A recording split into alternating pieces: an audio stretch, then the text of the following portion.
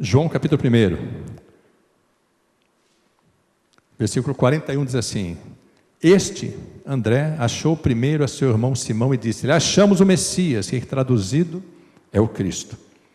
E levou-o a Jesus. E olhando Jesus para ele disse, vamos ler juntos? Tu és Simão, filho de Jonas, tu serás chamado Cefas, que quer dizer Pedro. Amém? Mateus capítulo 16. A partir do versículo 13 diz assim: E chegando Jesus às partes de Cesareia de Filipe, interrogou os seus discípulos dizendo: Quem dizem os homens ser o Filho do Homem? E eles disseram: uns João Batista, outros Elias, e outros Jeremias, um dos profetas. Disse-lhes ele: E vós, quem dizeis que eu sou? E Simão Pedro respondendo disse: Tu és o Cristo, o Filho do Deus vivo. Jesus respondendo disse-lhe: Bem-aventurado és tu, Simão Barjonas, porque não foi carne e sangue quem te revelou, mas meu Pai que está nos céus. Pois também eu te digo que tu és Pedro, e sobre esta pedra edificarei a minha igreja, e as portas do inferno não prevalecerão contra ela. Amados,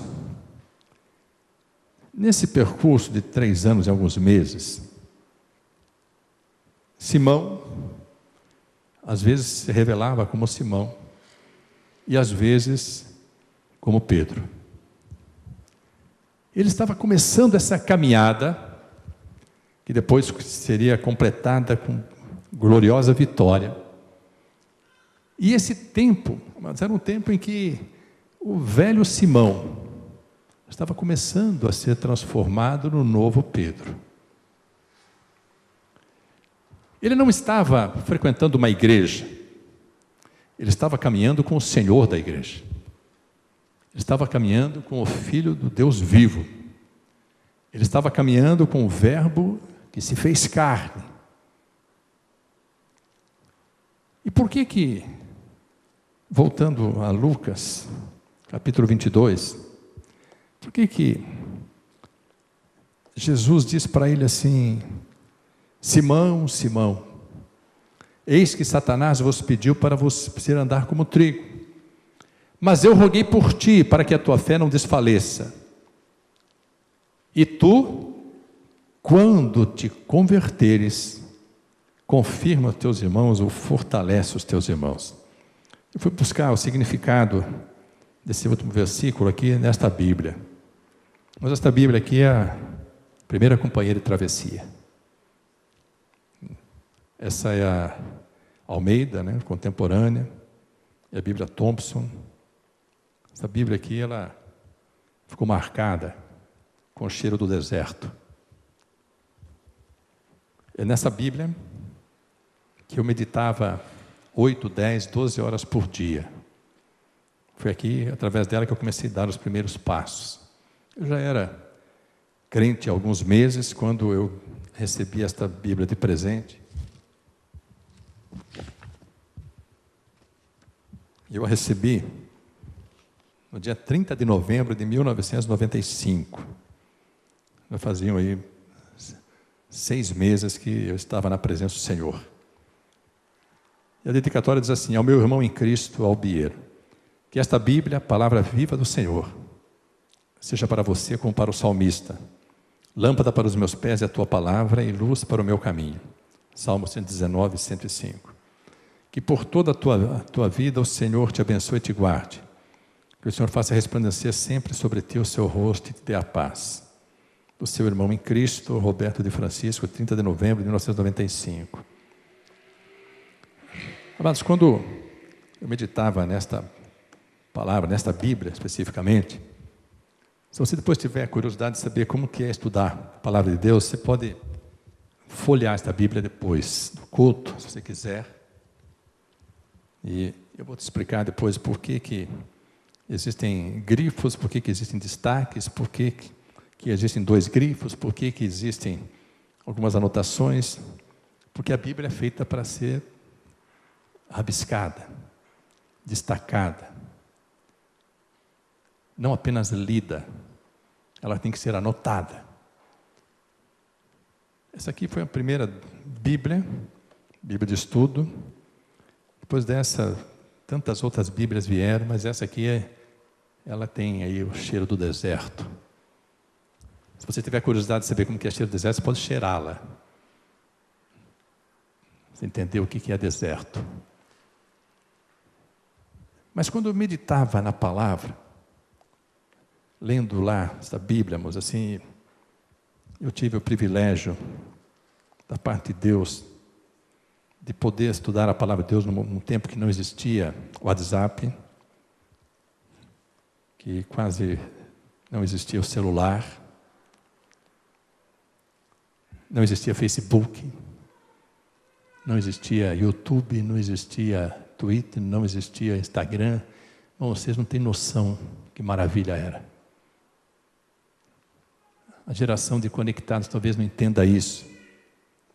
Mas sabe o que é você parar para ler a palavra e não se preocupar se tem alguma mensagem que foi mandada para você, você ainda não viu? Se tem algum vídeo que mandaram para você, você ainda não abriu? Se existe alguma coisa que alguém quer falar para você, ou se está acontecendo alguma coisa na vida dos outros e você ainda não sabe, está desesperado para saber, porque você não pode viver sem saber do que acontece na vida dos outros. Era um tempo em que a gente só sabia o que acontecia na vida dos outros se os outros contassem. Então você podia parar para meditar e começar a entender esse processo do que é a palavra de Deus, e penetrando, e penetrando, e penetrando, e começando a fazer verdadeiramente uma divisão entre a alma e o espírito. Uma mudança de vida, como a dizer, como o próprio calendário diz, antes de Cristo e depois de Cristo. A nossa vida, ela precisa ser conhecida exatamente assim, antes de Cristo e depois de Cristo.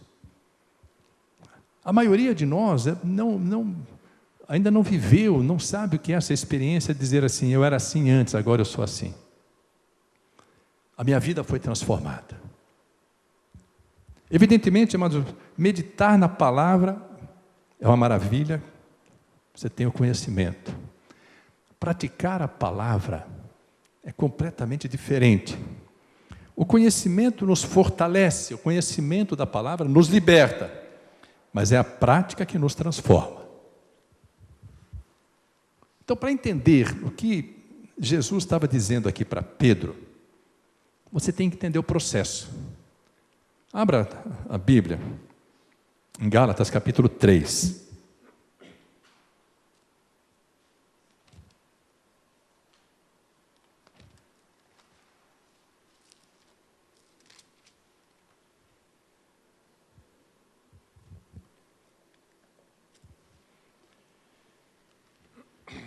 Irmãos, primeiro você precisa saber que essa carta aos Gálatas é escrita para a igreja da Galácia. Se você pegar o capítulo 1, você vai dizer assim, vai ouvir lá assim: Paulo, apóstolo, não da parte dos homens, nem por homem algum, mas por Jesus Cristo e por Deus Pai, que o ressuscitou dos mortos, e todos os irmãos que estão comigo, às igrejas da Galácia. Graça e paz da parte de Deus Pai e do nosso Senhor Jesus Cristo. Então, é uma carta escrita para a igreja, como se nós estivéssemos recebendo aqui uma carta do apóstolo Paulo aos irmãos da igreja de Votorantim, aos irmãos da igreja de Cristo em toda a terra. Então, essa carta é real, é viva para nós.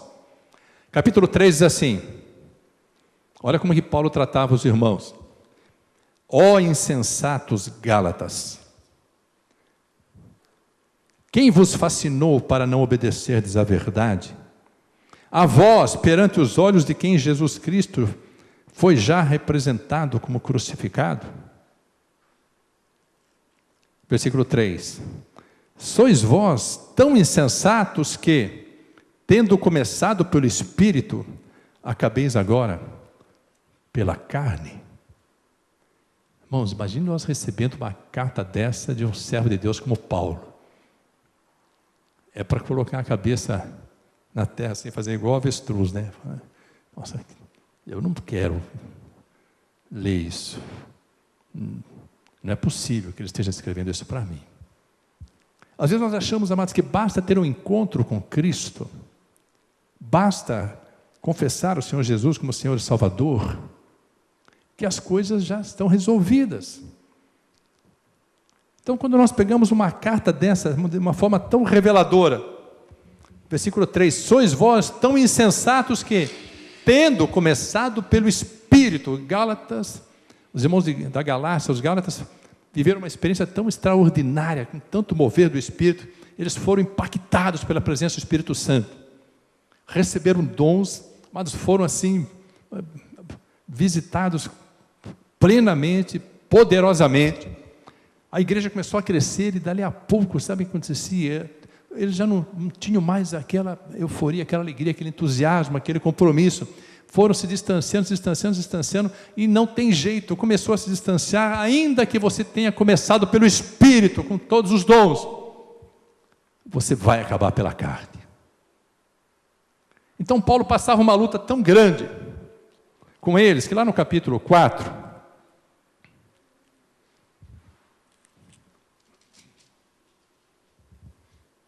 no versículo 19, ele diz assim: meus filhinhos, filhinhos da fé de Paulo, por quem de novo sinto as dores de parto, até que Cristo seja formado em vós. Eu bem quisera agora estar presente convosco e mudar a minha voz, porque estou perplexo a vosso respeito. Bom, essa carta é escrita para a igreja, mas não estão na igreja, não tiveram um encontro com Cristo, não tiveram uma experiência do novo nascimento, o nascimento espiritual? Tiveram. E aí? E daí? Pedro caminhava com Jesus Cristo, 3 anos e 6 meses, compartilhando dos maiores milagres que já ocorreram na terra. Ele viu Jesus curar os enfermos, ele viu Jesus ressuscitar Lázaro, ele viu Jesus multiplicar os pães, ele também multiplicou os pães. Pedro viu Jesus andando por sobre as águas, e disse assim: Senhor, se és tu, manda-me ter contigo. E Jesus disse para ele: vem. E ele sai do barco, açoitado pelas ondas, e começa a caminhar por sobre as águas. Irmãos, qual de nós viveu essa experiência? Qual de nós presenciou milagres tão gloriosos? Qual de nós saiu com uma cesta onde tinha um pedaço de pão, que eram 5 pães dividido por 12 discípulos? Tinha um pedaço de pão, nem metade era talvez, e pedaço de peixe. Íamos distribuindo, como se estivéssemos na quarta-feira fazendo ação social. Íamos distribuindo, e à medida que partíamos, o pão voltava ao tamanho original. Partíamos, ele voltava ao tamanho original. Partimos o peixe voltava. Partimos o pão. Qual de nós viveu essa experiência? Nenhum de nós. Mas certamente já vivemos grandes experiências na presença de Deus. Mas o apóstolo Pedro, ele recebe uma palavra de Jesus Cristo, dizendo exatamente assim: Simão, Simão, toma cuidado, porque Satanás está de olho em você. 3 anos depois do início da caminhada de Pedro, quando Jesus disse para ele: vinde após mim, eu te farei pescador de homens, pescador de almas. Esse discípulo ainda transpirava a natureza carnal. Pedro ainda era indomável. E todas as vezes que ele se tornava indomável, Jesus dizia para ele assim: Simão, Simão, você precisa mudar, Simão. Sabe por quê, amados? Porque uma coisa é ter um encontro com Cristo, outra coisa é caminhar, não apenas com Ele, mas caminhar nele. Porque Ele mesmo disse: eu sou o caminho. Se Ele é o caminho, não é para você andar com Ele, é para você andar nele. Eu sou a verdade, eu sou a vida. Ele é a palavra. 3 anos depois,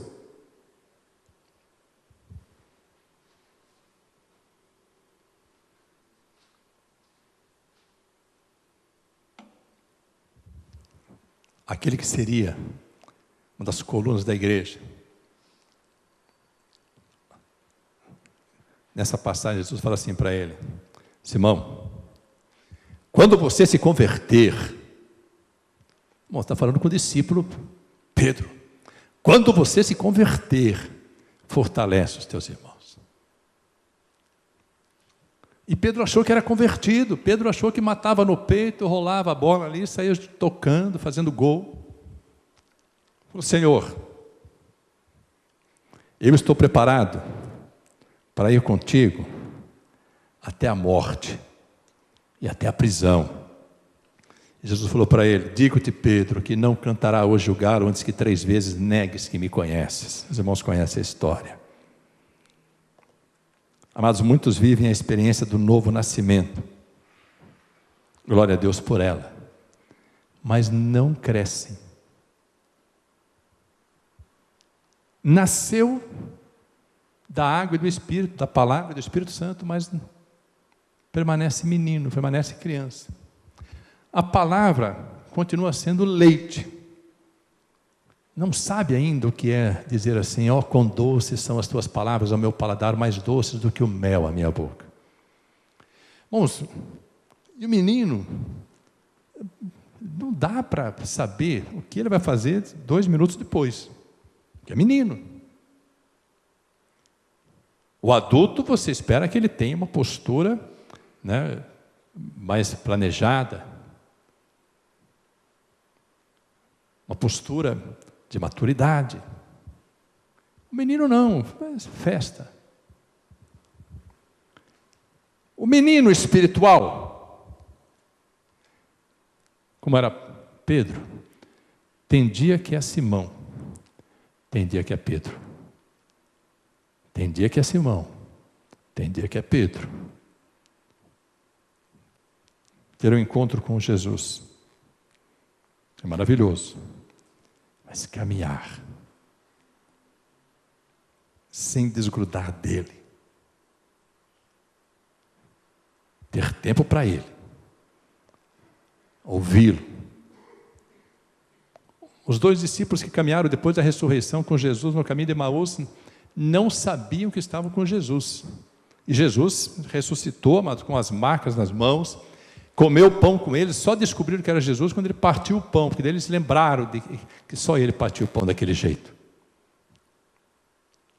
Então, amados, o que nós precisamos entender é que existem tempos na nossa vida em que nós precisamos buscar a Deus, estar em Deus, para que nós não ouçamos aquilo que Pedro ouviu: Simão, Simão. De vez em quando Deus faz assim: Carlos, Carlos, Fábio, Fábio, Márcia, Márcia.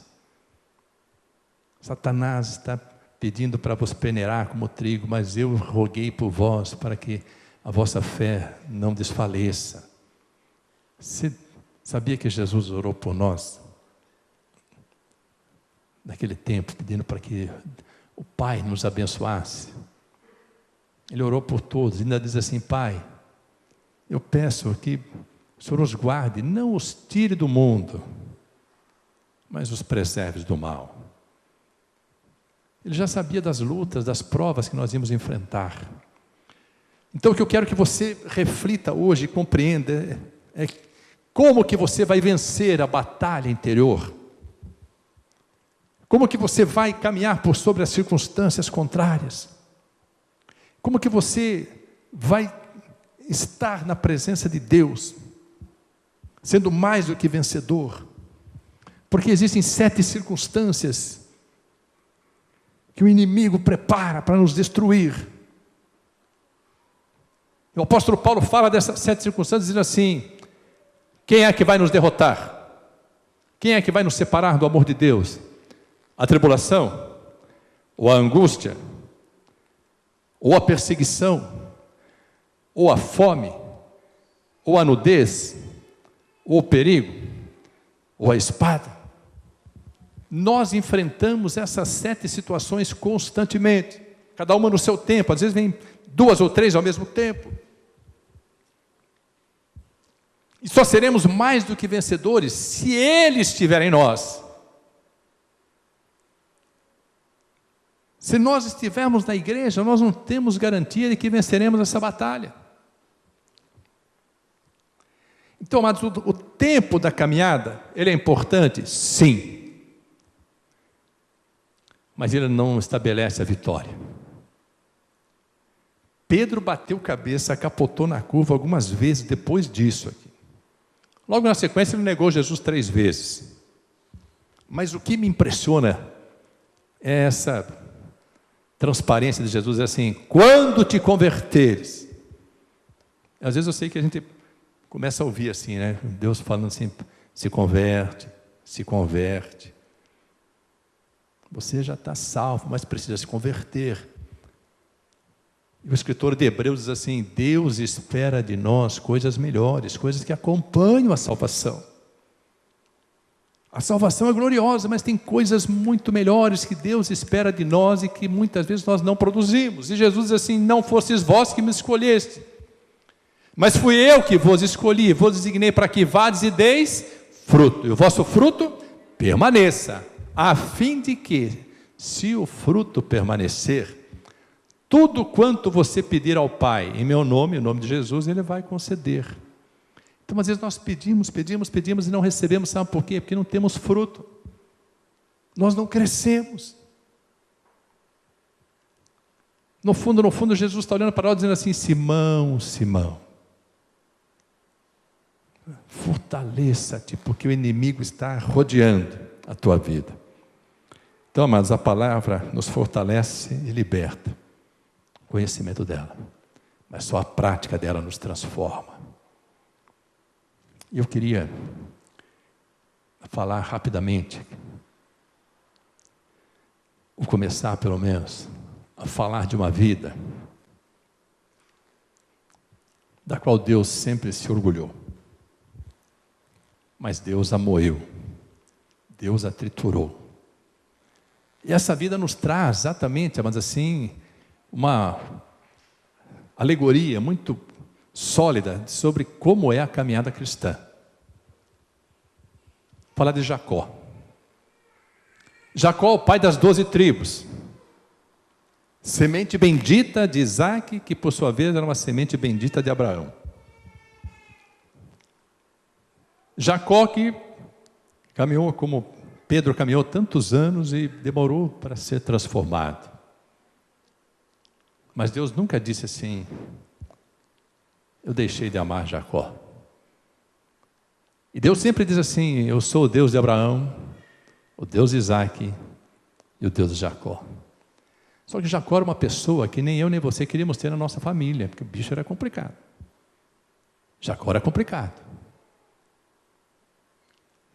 Jacó era esperto, uma barbaridade.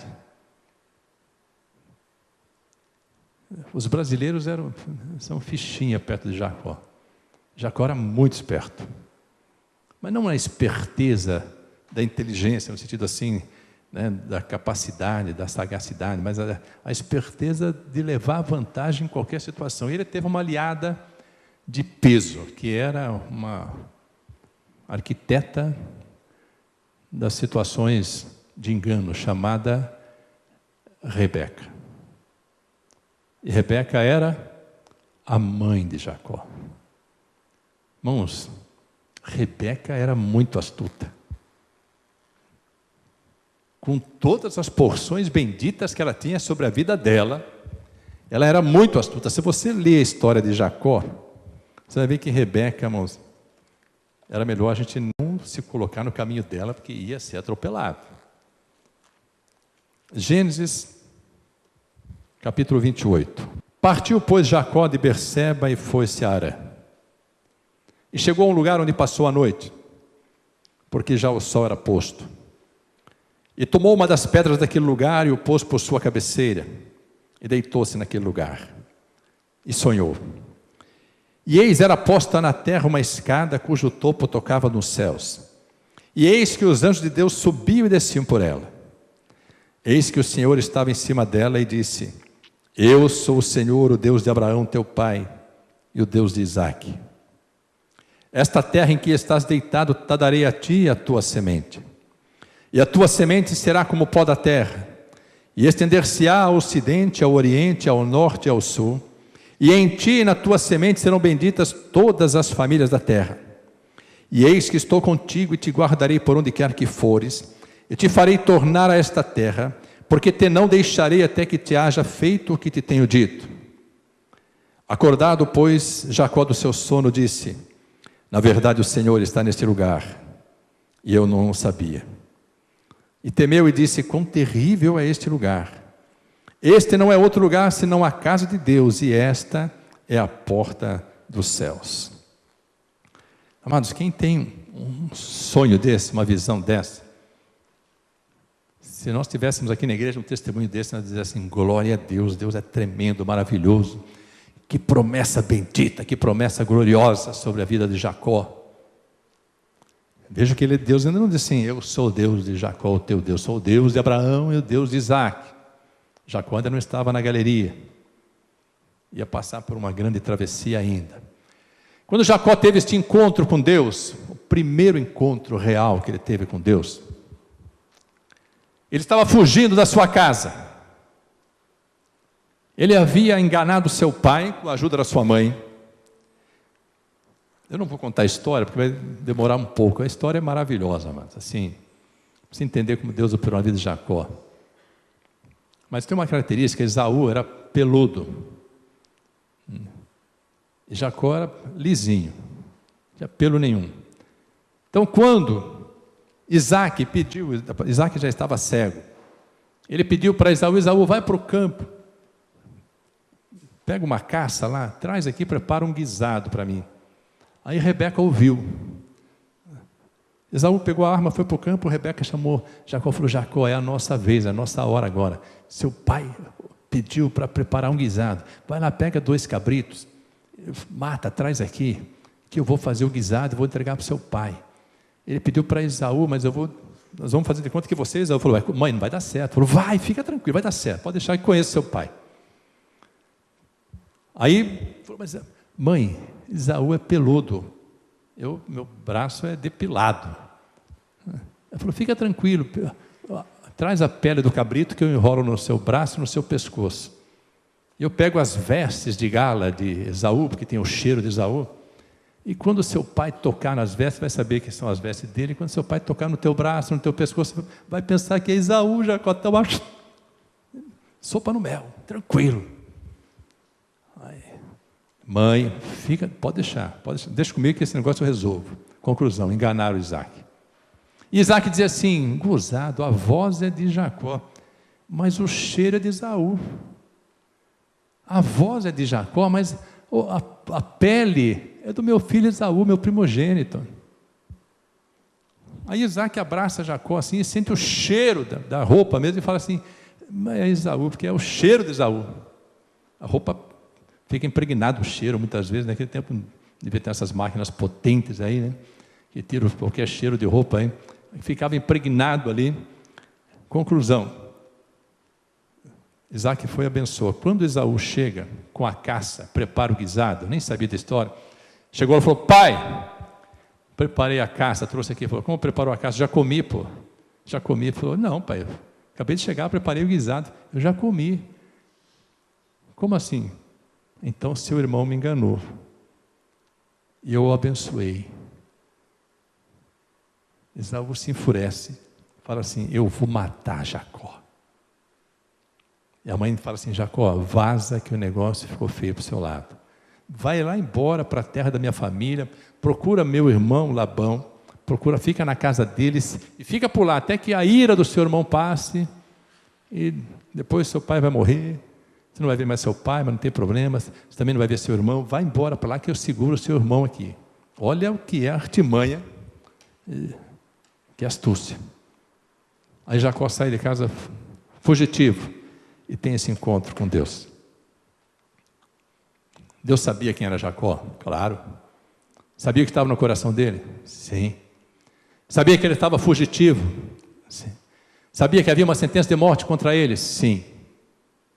Mas Deus disse para ele assim: Jacó, eu estou contigo, e te guardarei por onde quer que fores, e te farei tornar a esta terra, porque te não deixarei até que te haja feito o que te tenho dito. E Jacó, amados, ele, naquele sonho, ele viu o dia de Cristo.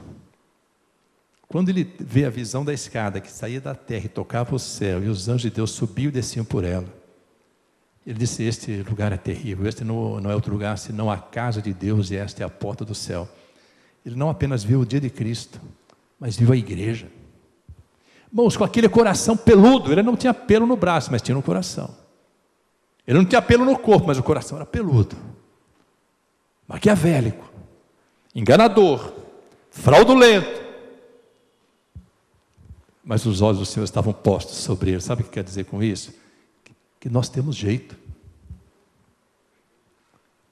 Tem solução para nós, amados. Quem disser que nós não seremos transformados, não conhece o poder transformador de Deus. Deus é poderoso para mudar a nossa história, mudar a nossa personalidade, mudar o nosso caráter, mudar o nosso casamento, mudar a nossa família, porque Ele tem poder e quer fazer. Nós não estamos aqui por acaso, estamos aqui porque o Senhor nos escolheu, nos trouxe para este lugar terrível, para este lugar que é a casa de Deus e aqui é a porta do céu. Ele nos trouxe aqui porque existe uma escada ligada da terra aos céus, e por essa escada sobem e descem os anjos de Deus, e esta escada é Jesus. Abra sua Bíblia em João, capítulo 1. Jesus dizendo para Natanael: na verdade vos digo, que daqui em diante vereis o céu aberto, e os anjos de Deus subirem e descerem sobre o Filho do Homem. Séculos e séculos depois que Jacó teve esse sonho, ele se realizava na terra. Os anjos de Deus subindo e descendo sobre o Filho do Homem, essa escada que liga a terra aos céus, que é Jesus Cristo, esse novo e vivo caminho. Amados, um coração ainda não convertido, uma vida ainda não transformada, tendo uma experiência tremenda em sonho, tendo esse encontro com Deus. E Jacó faz um voto, faz uma promessa para Deus, voltando a Gênesis 28. Jacó faz essa promessa, e reconhecendo que era Deus que estava naquele lugar,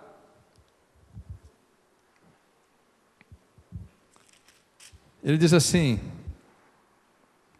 versículo 18: então levantou-se Jacó pela manhã de madrugada, e tomou a pedra que tinha posto por sua cabeceira, e a pôs por coluna, e derramou azeite em cima dela. Pegou a pedra que usou o travesseiro, fez dela um altar a Deus, e chamou o nome daquele lugar Betel. O nome, porém, daquela cidade de antes era Luz. E Jacó fez um voto dizendo: se Deus for comigo, e me guardar nesta viagem que faço, e me der pão para comer e vestes para vestir, e eu em paz tornar a casa de meu pai, o Senhor será o meu Deus. E esta pedra que tenho posto por coluna será a casa de Deus, e de tudo quanto me deres, certamente te darei o dízimo. Jacó faz um voto, edifica um altar ao Senhor e vai embora. Foi para a casa de Labão, começou a trabalhar de graça por Raquel, se apaixonou por ela, depois recebeu Lia, começou a colher o engano que ele havia semeado, começou a colher. Labão começou a espremer Jacó sendo usado por Deus. O que significa o seguinte, amados: tudo aquilo que nós semearmos, mesmo depois de termos tido o encontro com Cristo, e principalmente depois, nós haveremos de colher. Muitas coisas que fizemos antes nós vamos colher, porque não tem jeito, foram semeadas. Agora, depois que temos um encontro real, depois que começamos a caminhar segundo a palavra, nós precisamos compreender que Deus diz que Ele não se deixa escarnecer. Tudo quanto nós semearmos, nós haveremos de colher, porque a semente produz segundo a sua espécie. Jacó vai passar um período, e esse período é de 20 anos. 14 ele trabalhou de graça por amor a Raquel.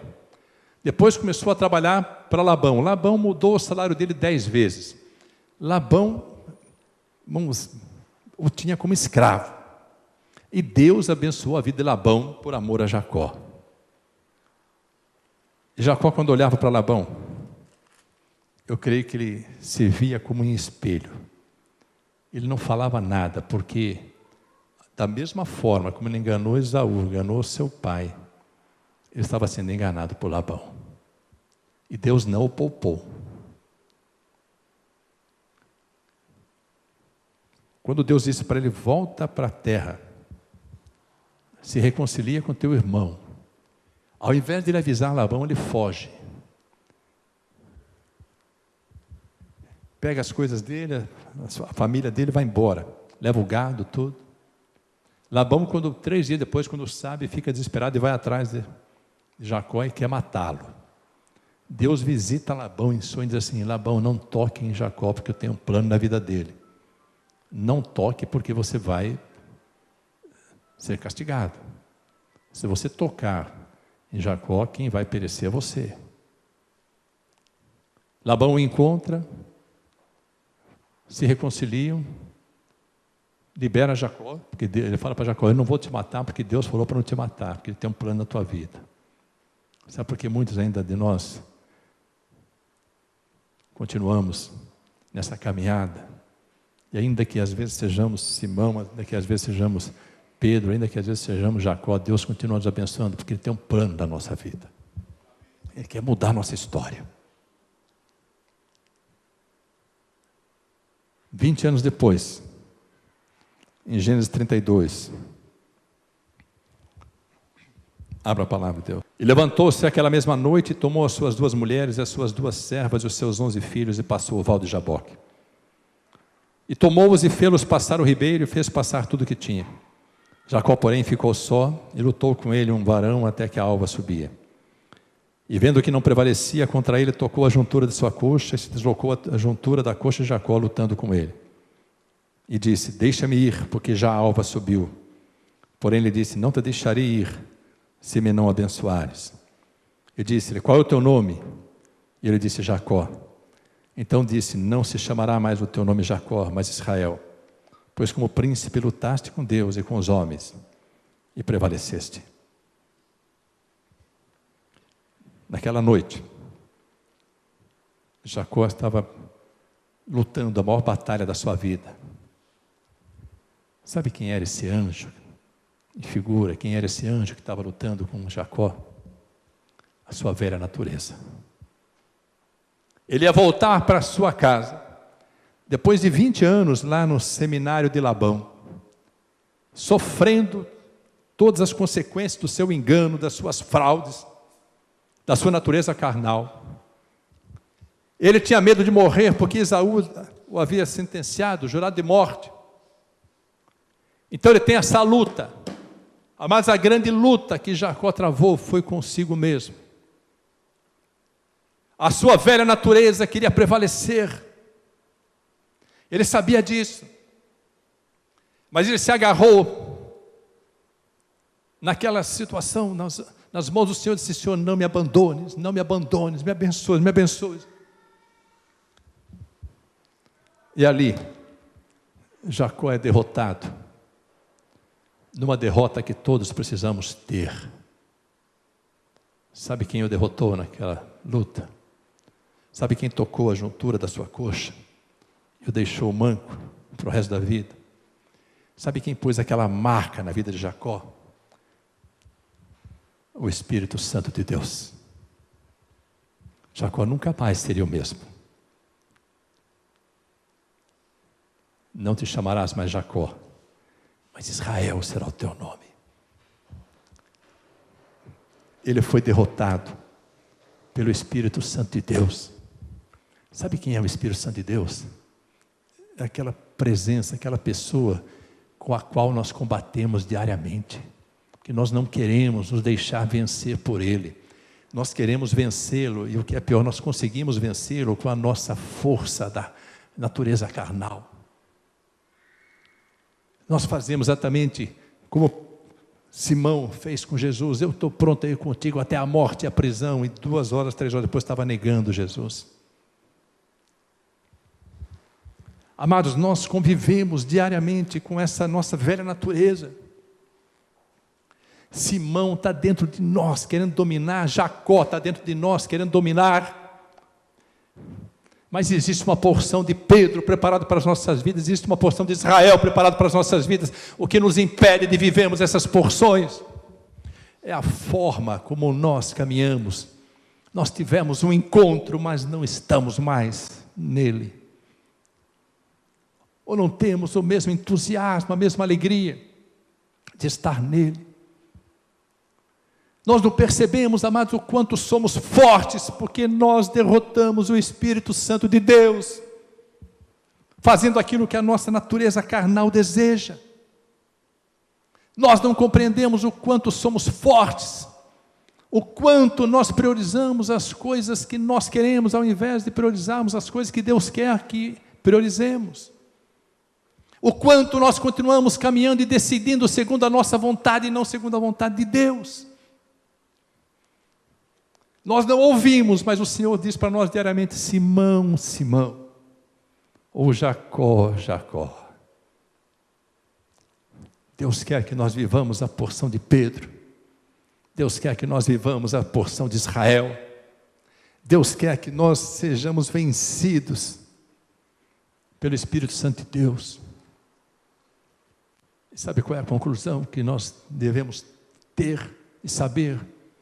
É que o dia que o Espírito Santo de Deus começar a dominar as nossas vidas, tudo em nosso redor será transformado. Quando houver a transformação interior, ela brotará de tal forma que tudo será transformado. O dia que o marido for transformado, a mulher será transformada. O dia que a mulher for transformada, o marido será transformado. O dia que os irmãos forem transformados, um irmão for transformado, os outros serão transformados. O dia que os pais forem transformados, os filhos o serão. O dia que os filhos forem, os pais o serão. O dia que nós formos transformados, a igreja será transformada. Todos quantos adentrarem aqui, nos verão adorando a Deus, e quando estivermos lá fora também nos verão servindo a Deus, adorando a Deus. Não nos verão como Simão, nem como Jacó, nos verão como Pedro e como Israel. Você tem consciência de que isto é real? Você tem consciência de que você passa, como eu passo, como nós passamos por lutas tão difíceis dessa forma? Mas nós só seremos mais do que vencedores, como Jacó venceu ali, quando formos vencidos pela presença doce, gloriosa do Espírito Santo de Deus. Quando Ele dirigir os nossos passos e for por detrás de nós, dizendo assim: este é o caminho, andai nele, não te desvies nem para a direita nem para a esquerda, para que não tropece com o teu pé em pedra. Amados, Pedro foi o milagre que ocorreu na vida de Simão. Israel foi o milagre que ocorreu na vida de Jacó. Como é o nome do teu milagre? Como é o nome do meu milagre? Eu sou um milagre. Você também é um milagre. Nós precisamos ser verdadeiros milagres de Deus. E só depende de nós. Esse poder Ele já liberou para mim e para você. Porque se nós estivermos nele, nós venceremos a velha criatura. Quem te encontrou, quem te resgatou, vai completar a obra. Vai completar a obra. Seremos todos transformados para a glória de Deus. Amém, amados? O Senhor te abençoe e te guarde. O Senhor faça resplandecer o seu rosto sobre ti e tenha misericórdia de ti. O Senhor sobre ti levante o rosto e te dê a paz. E a graça de nosso Senhor e Salvador Jesus Cristo, o amor de Deus Pai Todo-Poderoso e a comunhão do Espírito Santo, seja com os amados filhos de Deus Altíssimo, desde agora e para todo sempre. Em nome de Jesus. Amém e amém. Os amados cumprimentam na paz do Senhor. Aquele que os homens...